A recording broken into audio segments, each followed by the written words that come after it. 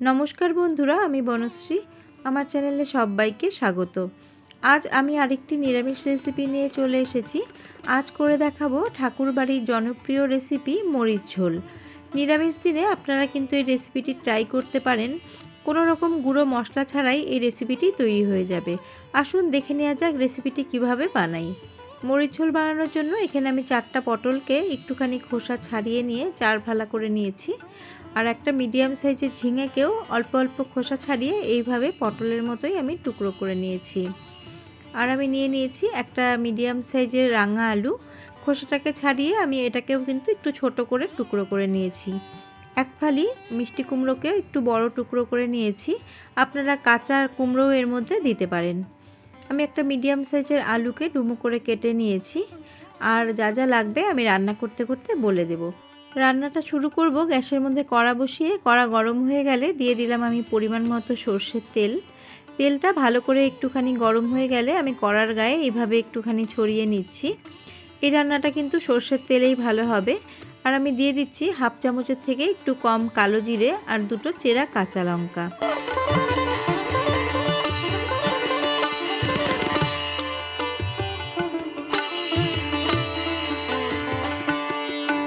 ফোড়নটাকে হালকা করে ভেজে নিয়েছি। এবার কেটে ধুয়ে রাখা আলুগুলো আগে দিয়ে দিচ্ছি। আলুগুলোকে আগে 1 থেকে 2 মিনিট মতো মিডিয়াম ফ্লেমে ভেজে নেব।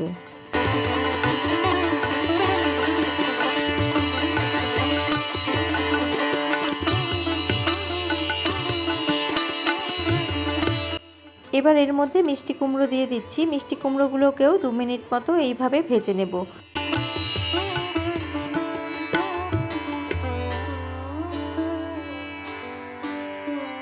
এবার এর মধ্যে রাঙা আলুগুলোকেও দিয়ে দিচ্ছি। এইভাবে 1 থেকে 1.5 মিনিট এক একটা সবজি এইভাবে ভেজে নেব, যাতে সবজির কাঁচা গন্ধটা চলে যায়। আর এইভাবে সবজিটা রান্না করলে সবজির টেস্টটা কিন্তু খুবই ভালো হবে। এবার পটল দিয়ে দিচ্ছি। আর পটলের পরে আমি ঝিঙেগুলো দিয়ে দেব। যে সবজিগুলো সেদ্ধ হতে বেশি সময় লাগে সেগুলোকে আমি আগে ভেজে নিয়েছি। আর তারপরে যে সবজিগুলো নরম সেগুলোকে কিন্তু আমি পরে দিলাম। এবার এটাকেও আমি 2 মিনিট মতো ভেজে নিচ্ছি।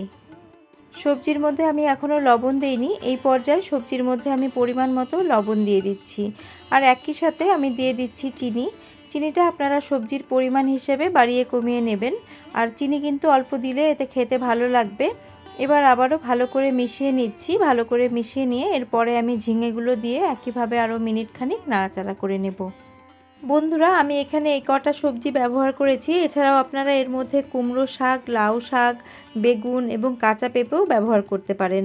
আমি ঝিঙেগুলোও দিয়ে দিলাম। দিয়ে আরও মিনিট খানিক আমি নাড়াচাড়া করে নেব।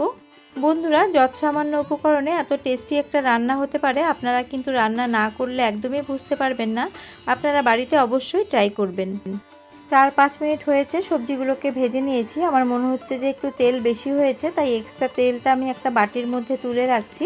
পরে অন্য রান্নাতে ব্যবহার করে নেব।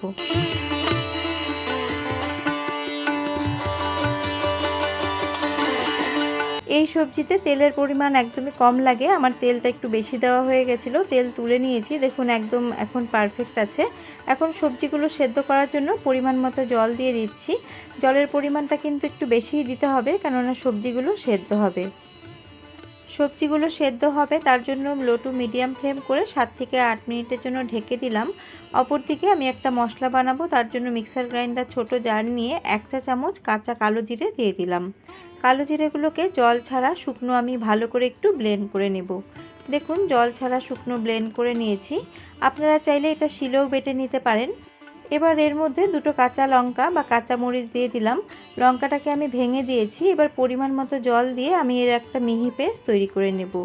যেহেতু খুব কম পরিমাণে এটা আছে, তার জন্য কিন্তু একটু ঘুরিয়ে ঘুরিয়ে ভালো করে পেস্টটাকে করে নিতে হবে।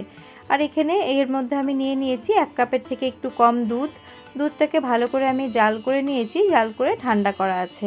আর আমি যে কালো জিরে আর কাঁচা লঙ্কার পেস্টটা করেছিলাম, সেই পেস্টটাই দুধের মধ্যে আমি মিশিয়ে দিচ্ছি। ভালো করে কালো জিরে এবং কাঁচা মরিচের এই পেস্টটাকে আমি দুধের সাথে ভালো করে মিশিয়ে নিচ্ছি। আর অপর দিকে আমি গ্যাসের কাছে চলে যাচ্ছি, দেখে নিচ্ছি যে সবজিগুলো ভালো করে সেদ্ধ হয়েছে কিনা। 7 মিনিট পর চলে এসেছি। আমি একটু চেক করে নিচ্ছি।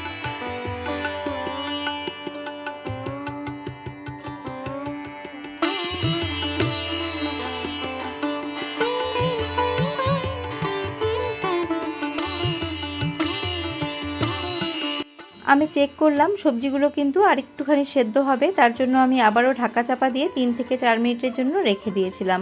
ফিরে এলাম 4 মিনিট পর। এখন চেক করেছি সবজি কিন্তু একদম সুসেদ্ধ হয়ে গেছে, আর সবজি দেখুন একটাও ভেঙে যায়নি।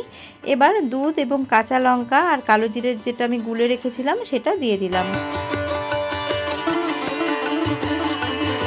গ্যাসের ফ্লেমটাকে মিডিয়ামে করে দিয়েছিলাম। দেখুন গ্রেভিটা ফুটতে শুরু করেছে। এই পর্যায়ে নুন এবং মিষ্টিটা আমি চেক করে নিয়েছি, আর একটু নুন লাগবে, তার জন্য এর মধ্যে আমি আরেকটু নুন অ্যাড করে দিচ্ছি।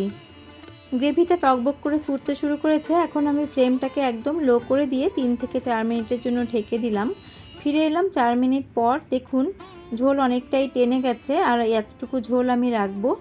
আর আমার রান্নাটা কিন্তু প্রায় শেষের দিকে। আমি নুন মিষ্টি চেক করে নিয়েছিলাম। এখন আমি সব শেষে এর মধ্যে দিয়ে দেব 1 চা চামচ গাওয়া ঘি।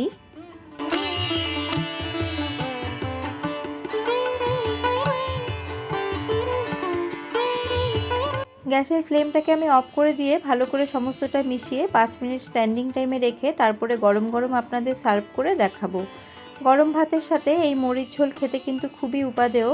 আপনারা অবশ্যই করে এইভাবে একদিন রান্না করে খেয়ে দেখবেন। আর আমিও আজকে ফার্স্ট টাইম রান্না করেছি, আর খুবই ভালো হয়েছে, আর বাড়ির লোক কিন্তু খুবই ভালো বলেছে, সবার খুবই পছন্দ হয়েছে।